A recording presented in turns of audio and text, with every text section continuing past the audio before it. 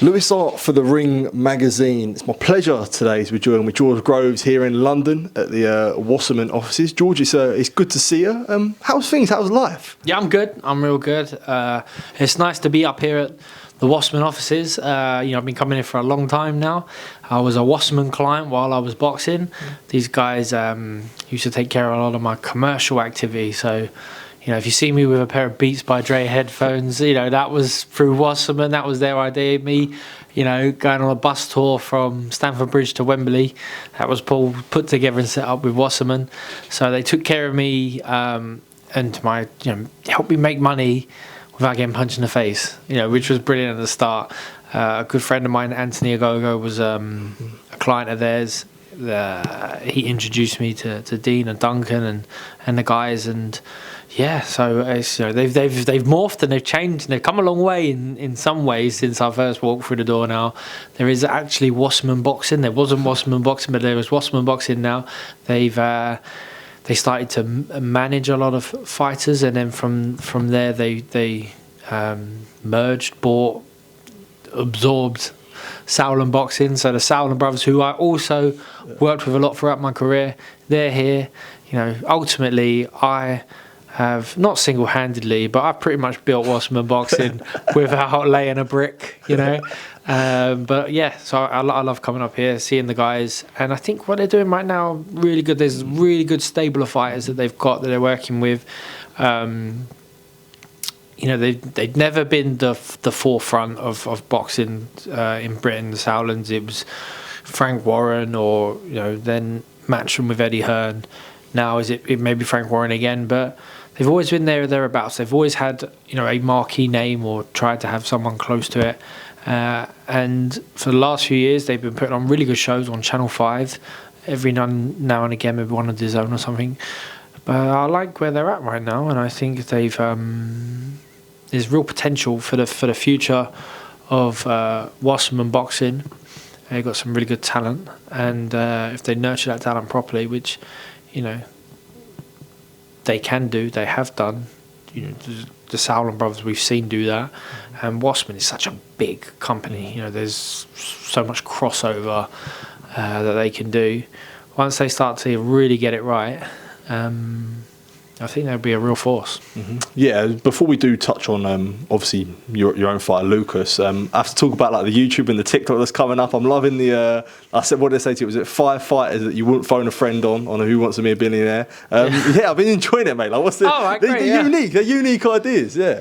Thank you. Yeah, everyone does a top 5 now, don't they? So you can do your top 5 and you can sit there and you can be serious, or you can just shoot.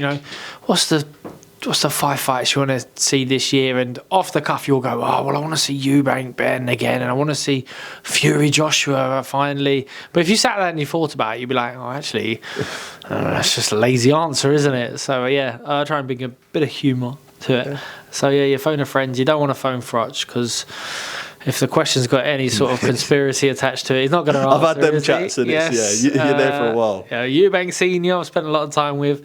Did a few podcasts with him ahead of his son's bout the other month. It take a long time to answer. Yeah. So yeah, Eubank went in there, and a couple of others. I can't remember who they are now. Yeah. So yeah, keep an eye out for them. Yeah, they're good. Started TikTok. Finally succumb on the TikTok train. I've got to be honest. This is like the arrogance that it is. It's like, I'm not on TikTok to look at other people's stuff. Yeah. Like, I'm on TikTok to put my stuff up. My stuff's not even that good or that big. Yeah. So, and I've got to be honest. The only one that does creep in now is Instagram. I will have a little look about on Instagram. What I like about it, you don't really get facts, do you? Mm. So that used to be Twitter. If you needed information, you could search it on Twitter and get it. Like, who won that round? Who's winning this fight? Instagram, maybe I just don't know how to use it. So I'll just funny reels. That's it. Is that because you think about it, like thinking as a fighter as well, like it was probably more towards the back end of your career, you'd say, like the whole sort of social media era, and especially now when it's like bigger than ever. Like where you obviously tapped into it now and you use it yourself, is it ever hard to sort of get your head around when you do see certain sort of fighters now with what they put on social media, etc.? Like, is it ever like a weird, like, do you ever find it hard to sort of get your head around it?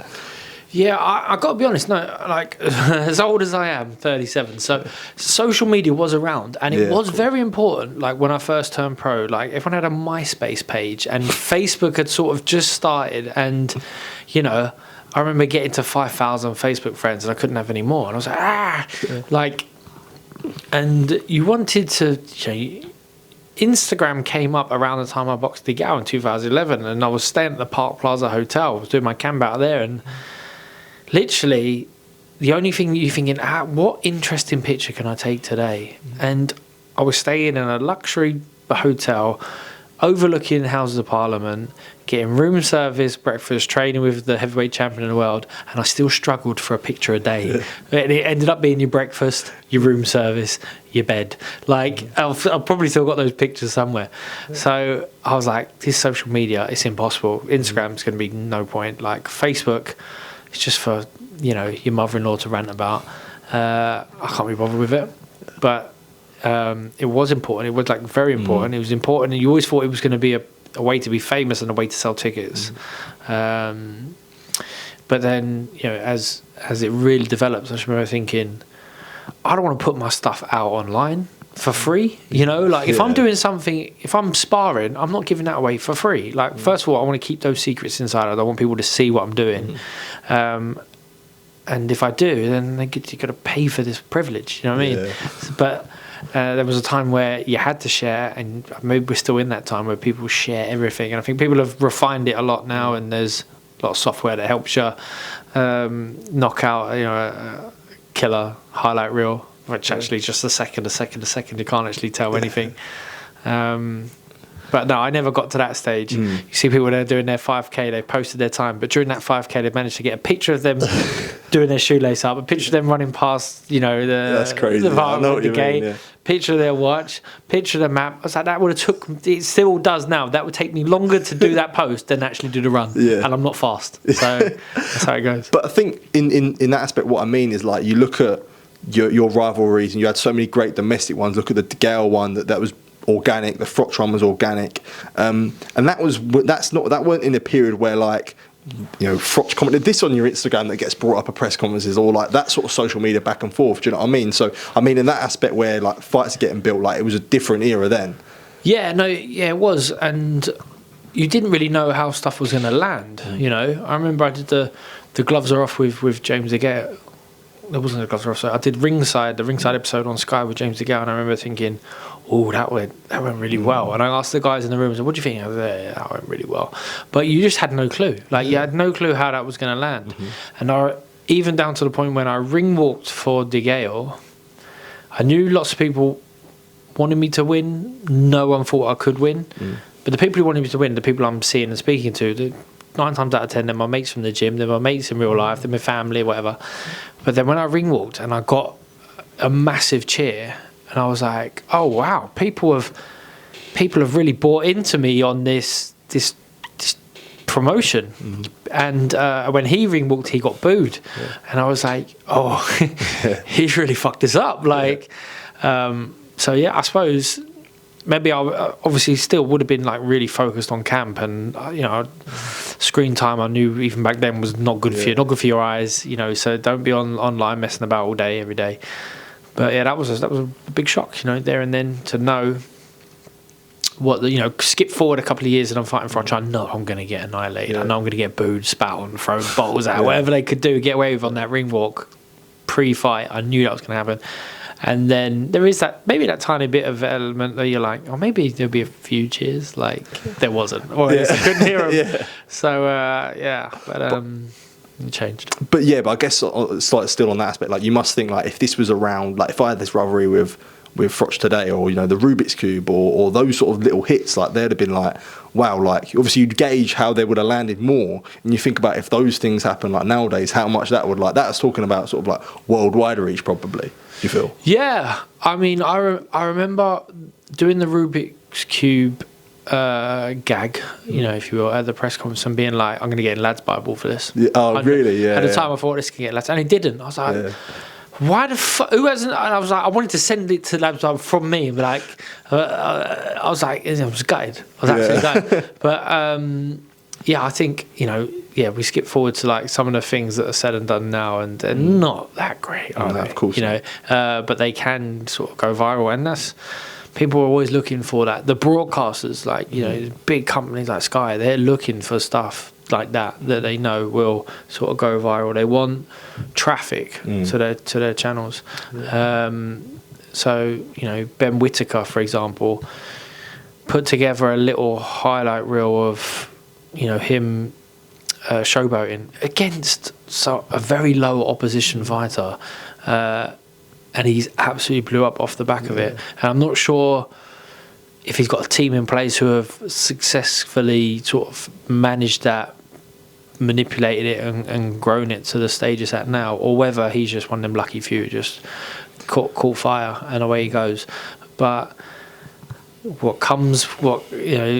one hand comes with the other, he's super famous, but he's crying in press conferences. So like exactly. It comes if the attention comes too soon, so does the pressure, and it's not everyone's cut out for it. So we all want to be famous, of course, but it used to be you earn it. Like you took in boxing, at least you earn it. Like my followers went up after I beat the girl, and then my followers went up again, like significant chunk after my fight with Froch. They didn't go up again after that. In fact, my Twitter's gone down. I've lost probably half of them, but but I never really strove to grow it. It's always too boxing driven. Yeah, cool. Sorry, I don't want to go on a tangent there. It's all right. No, it's good. Yeah, it was good. But I guess, look, just touching on now, we spoke about busyness. I'm sure you are very busy now with prospect Lucas Roehrig. Making waves as a professional now. It's probably just been about, I want to say 6 or 7 months since his pro debut in December.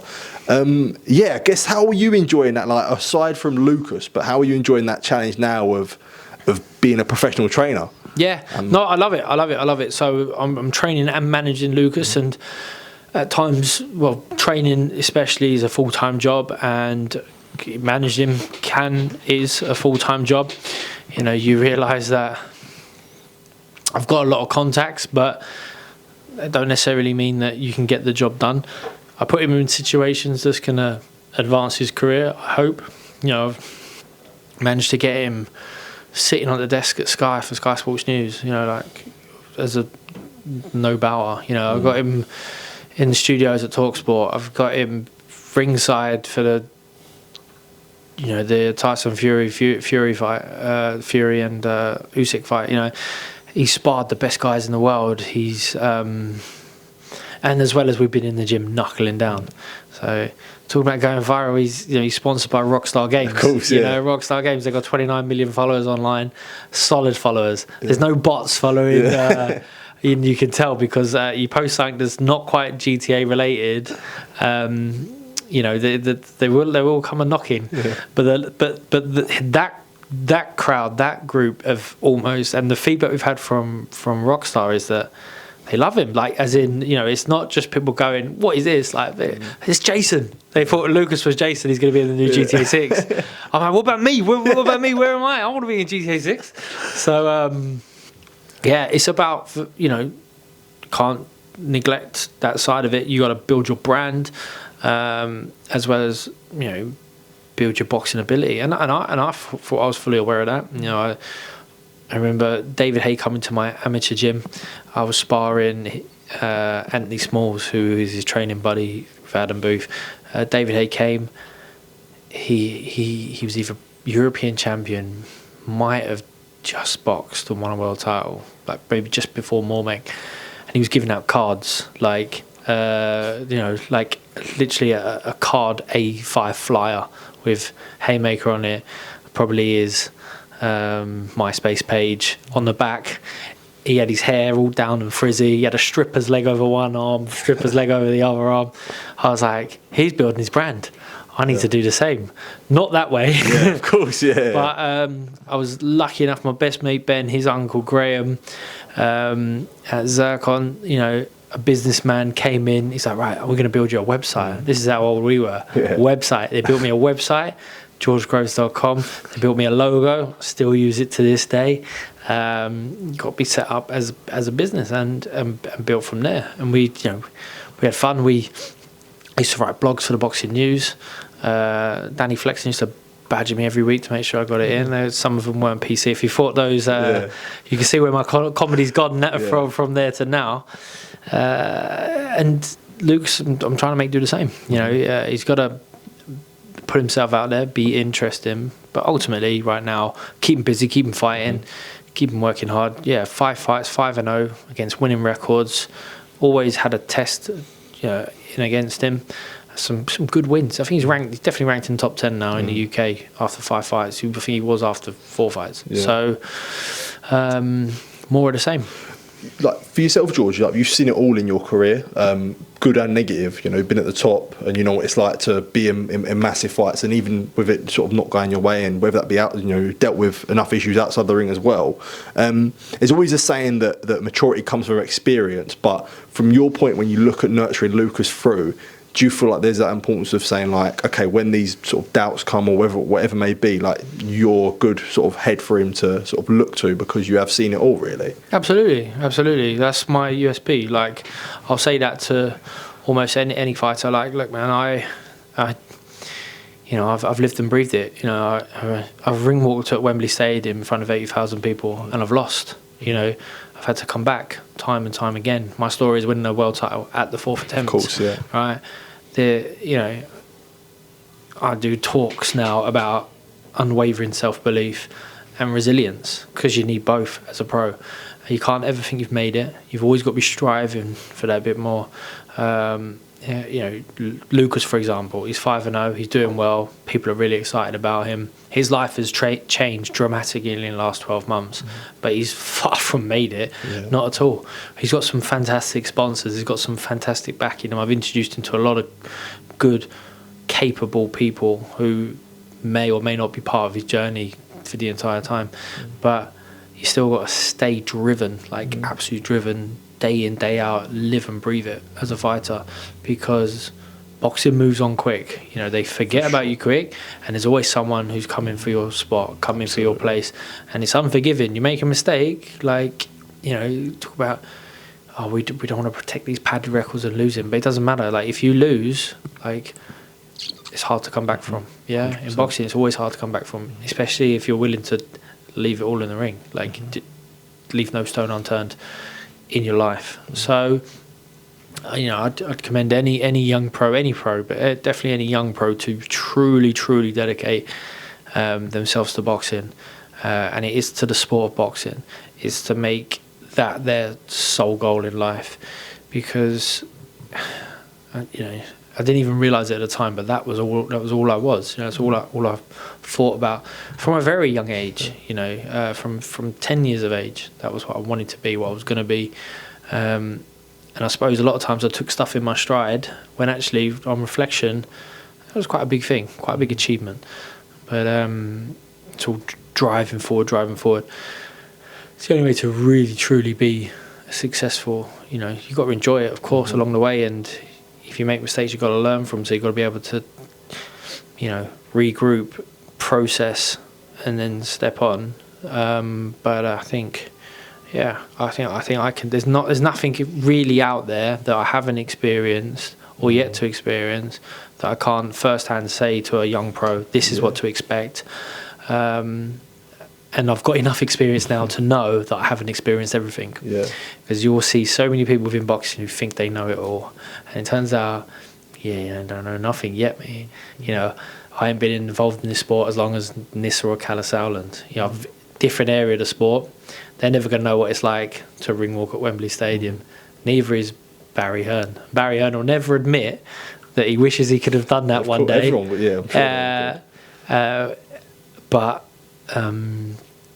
sure there's it's just skin in the game. You've got to have skin in the game, and that's what I've got. I haven't got that skin in the game leading a corner, being a coach, but I've seen it.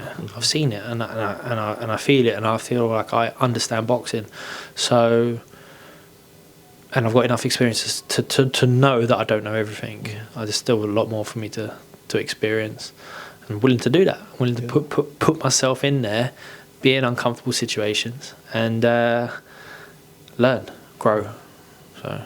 Yeah, no, it's good to hear, George. It's interesting, especially for a young fighter, a young prospect like Lucas, to have someone like yourself who've experienced so much on your your shoulders. But before I do let you go, I did actually want to get your prediction on a few fights that I'd ask you about.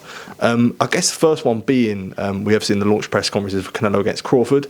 I guess sort of what's your main takeaway from what we saw at the press conferences in a real interesting fight on September 13th? Yeah, a brilliant fight, an exciting fight. I love both fighters. I think they're both amazing fighters. Crawford, amazing fighter. Canelo, he's come up to middleweight and absolutely dominated. If I'd known he was coming up, I might have hung out a little bit longer. Right? I'd love to have tested myself against him. Like always, he's beaten everyone. So you think, well, maybe I think I had an idea. I got a plan.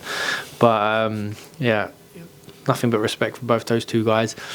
I'm looking forward to the fight. I think obviously it's a fight that's thrown together. They're the wrong weights. You know, there's such a big size difference at play.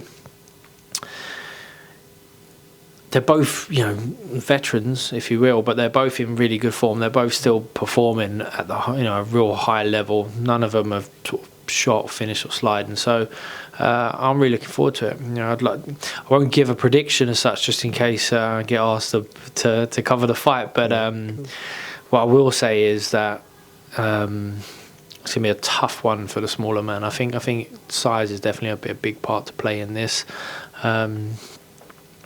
Things can happen, but it's a tall order, isn't it, for Crawford to beat Canelo at super middleweight. And before I do let you go, considering this is the Ring magazine, we've actually got our third show in 10 days' time. Obviously, Shakur against Zepeda, and I mean a real interest for fighting Edgar Berlanga against Hamza Shiraz. Just them two fights. I guess as you break it down, what do you think about those two? Yeah, Hamza Shiraz, from what I've seen of him, I'm really impressed. Like really impressed. I didn't see the entirety the last fight against Adames. Because before that fight, I thought, all right, this is his time to sort of arrive on the scene. He's going to do a solid job on him. But the bits that I saw, did he finish in a draw as well? Yeah, it was a draw. Yeah. Was he fortunate for the draw? The general consensus is that Adames won. I think I'm not speaking for myself there, but that's the general consensus that people think. So this one's now up at super middleweight, yeah. And maybe, Berlanga's a really good fighter, but he's been meek Canelo and that, so I think that's a really good fight. I'm really looking forward to that. I haven't got into the ins and outs of getting up to date on the form of both those guys to really break it down, but that seems like a really good fight on paper. And Shiraz, has been such a good fighter over the past few years. He's enormous for middleweight, so maybe he could have been just getting a bit too tight. Performance was going to suffer, and he couldn't win a world title at middleweight and become a multi-weight world champion. So he's moved up. Maybe we're going to see even better from him. And Shakur, has he had a bit of drama lately? What was his drama? Am I making this up? I'm not sure. I'm not sure in terms of, drama in. Did he pull out of a fight and then failed the weight? That was Keyshawn. That's Keyshawn. No, Keyshawn, but then I thought that happened to him as well. Shakur. What happened with that was on his fight week. He had the Floyd Schofield, whose opponent, pulled out. That's right. And then Josh Bradley obviously fought him. In February. So he fought. Again, I'm not bang up to date with seeing both those guys, Zepeda and that, of late, but I'll probably watch both their last fights. They're both good fights, and they're really good fights. Zepeda. Last time out, was he a little bit flat? Was he not as good as he usually was? Two fights with Tevin Farmer where they were both really close fights, and he got dropped in the first fight heavily. But before that, everyone was sort of consensus he was this killer, like he boxed Maxi Hughes. That's right. And Farmer sort of giving away a lot of height, wasn't he? And he was just found the rhythm, and he was getting that. It was a big right hand, I think, he was getting off. So and I'm looking at. Off the back of that, you'd probably pick Shakur to do well. But a lot of skills going to be on show, a lot of boxing ability. Even when the Mexicans are marching forward and they're not showing, there is a lot of skill there. So, and I think Ring Magazine are going to have a quality show that weekend. Looking forward to it. Let's hope so. George, appreciate you taking time to speak to me. It's been good to chat to you. I do appreciate it. And obviously all the best with all the training, managing, and all the best for Lucas as well. So, appreciate it, mate. Thank you. Cheers.